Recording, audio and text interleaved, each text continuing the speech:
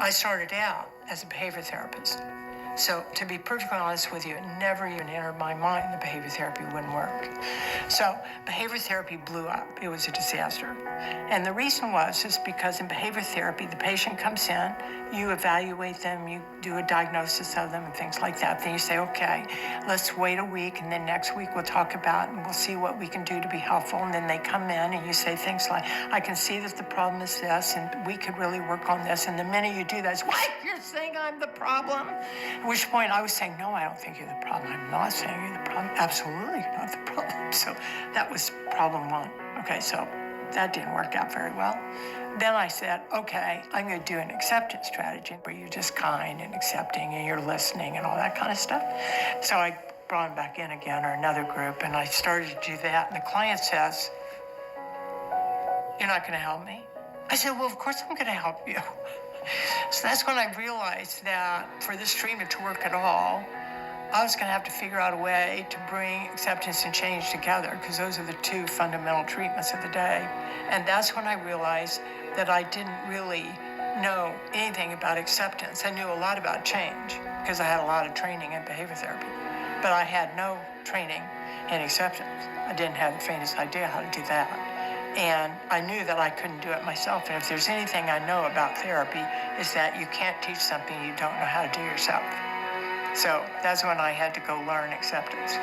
And then when I brought that in and made it part of the treatment, my great fear was I didn't know whether I had a new treatment or I just had an old treatment that I'd added a few things to. So my worry was maybe this is just plain old behavior therapy. So I sent letters to a couple of major people in the field, and I said, could you let me know if this is different or not? And they sent back saying, this is very different, because you've brought these two things together. Likely unique also is the use of skills, because DBT uses skills intentionally and widely in the treatment itself. In other words, everyone who comes into DBT gets skills. And the reason for that is that we know that the skills pretty much predict all the outcomes. A lot of other treatments aren't based on skills, even though they're based on change of behavior. In many ways, the definition of skill is changing behavior into a behavior that brings about outcomes that are the outcomes that you want for your life.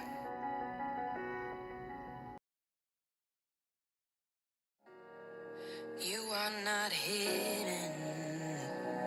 There's never been a moment you were forgotten.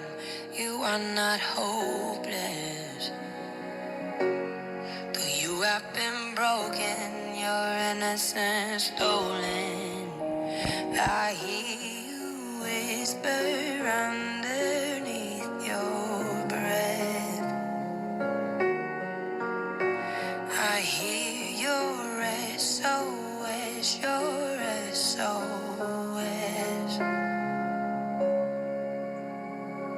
I will send out an army to find you in the middle of the darkest night. It's true, I will rescue you. There is no distance that cannot be covered over and over. You're not defenseless. I'll be your shelter, I'll be your armor. I hear you whisper underneath your breath. I hear your SOS,